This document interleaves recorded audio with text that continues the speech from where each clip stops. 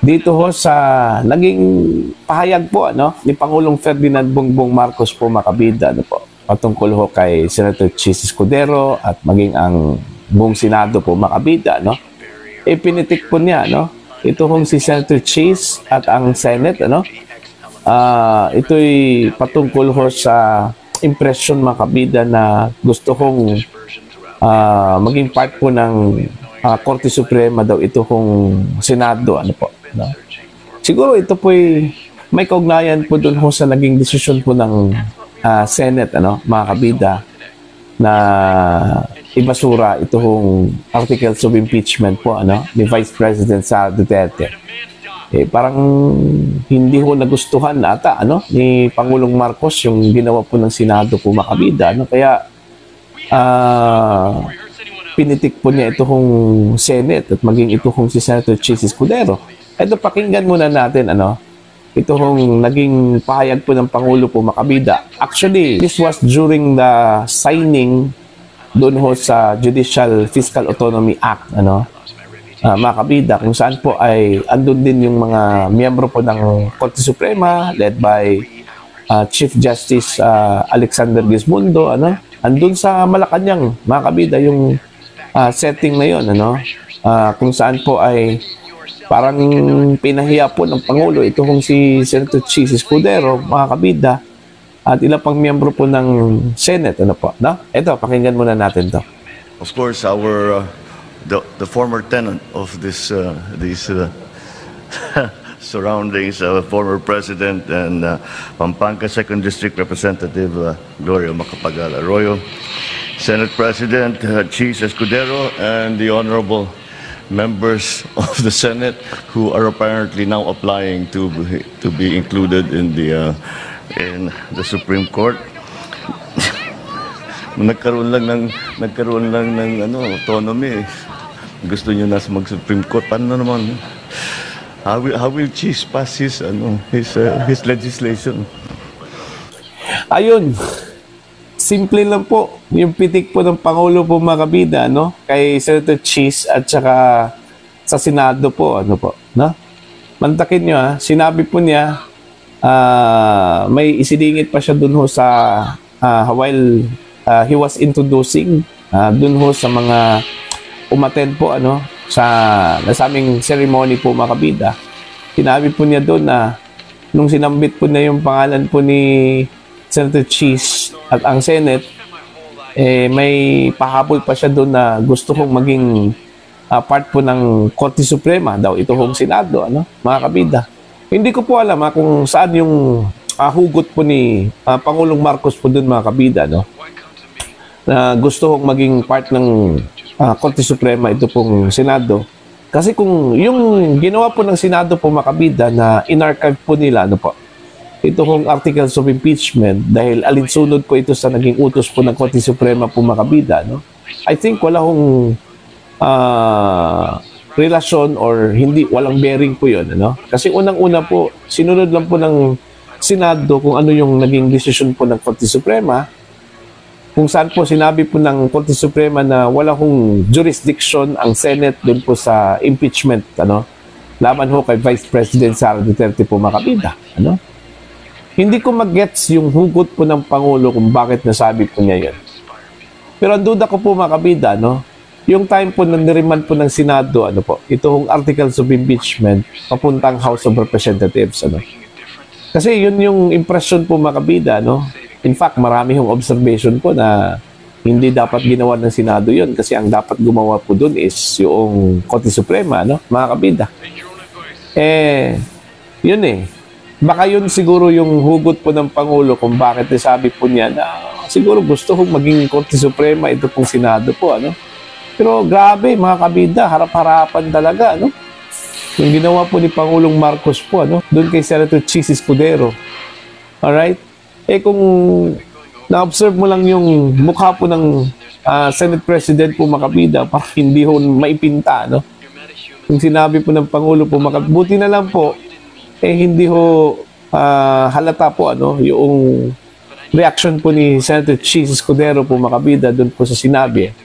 Baka naman po biro lang po yun ng Pangulo, pero yung biro na yun parang Parang iba na po mga kabida, no? Okay? Kasi mantakin nyo, sabihan mo yung tao, andyan, inimbita mo, tapos sabihan mo na kung meron lang pong autonomy, baka mag-apply na po ito para maging Supreme Court. Ano? Parang ganun yung pagkasabi po mga kabida ano po, ng Pangulo po. No? Kay Senator Cheese at buong Senado, ano po, mga kabida. Kaya nga, marami hong duda ngayon na baka may friction ito pong si Senator Cheese at ito hong si Pangulong Marcos. Although alam naman po natin mga kabida no, na si Senator Cheese po ay close po ano, na kaibigan ni First Lady Lisa Marcos po. Kaya nga, nung ipinakita po ni Senator Cheese po mga kabida, no, yung kanyang stand, ano po, patungkol ho sa impeachment, akala ko nga baka part po ng script yun, ano?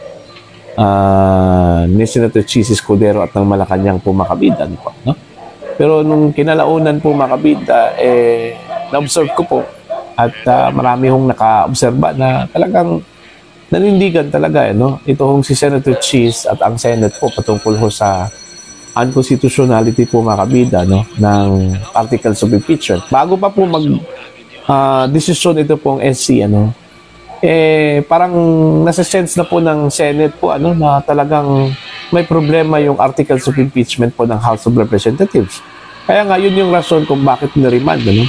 Kasi gusto hong ayusin po ng Senate yung asunto, yung reklamo. Dapat kung makarating na po ito sa impeachment court, dapat wala na pong question. Okay? Kaya nga, niremand nila yon para ayusin nila kung meron man pong pagkakamali po doon, niremand po nila yon ano, mga kabida.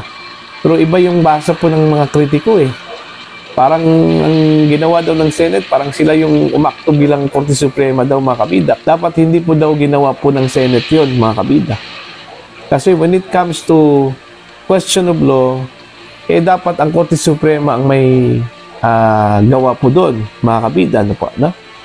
Kaya siguro sa akin lang pong pananaw, baka yun pong nangyari po mga kabida, nung niriman po ng Senate, yung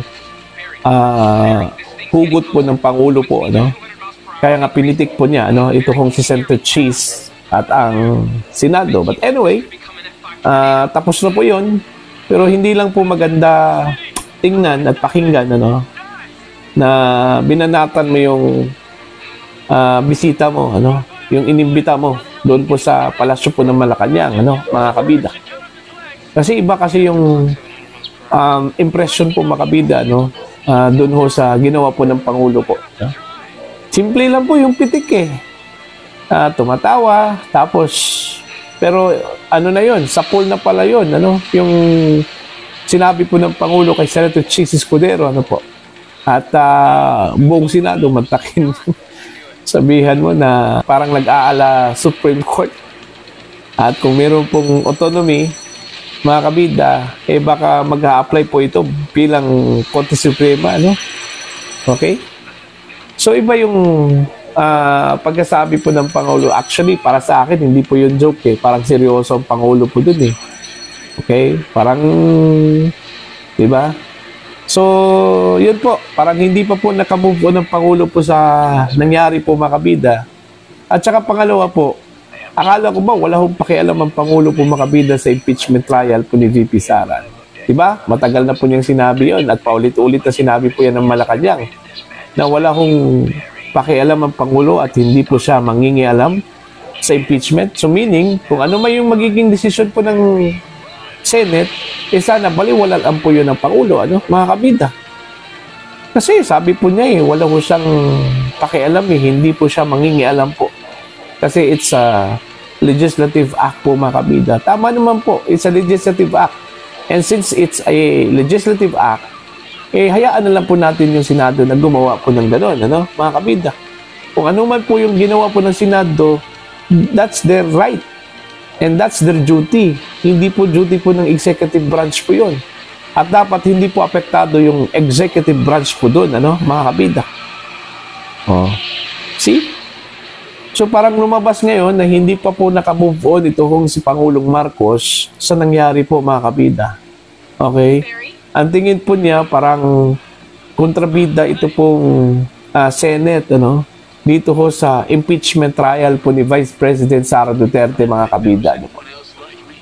Okay?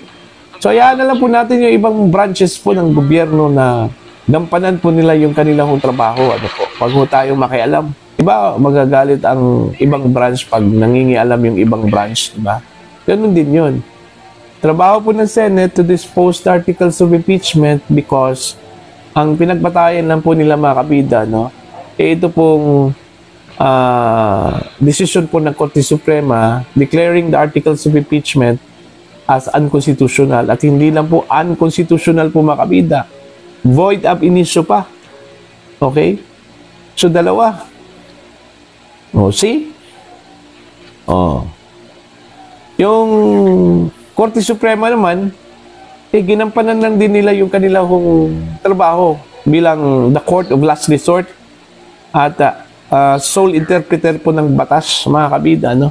So yun po, curious lang po ako, mga kabida, no? Nung time na yun, ano kayang naramdaman po ni Senator Chis Escudero? Okay, nung sinabi po ng Pangulo po yun, ano po?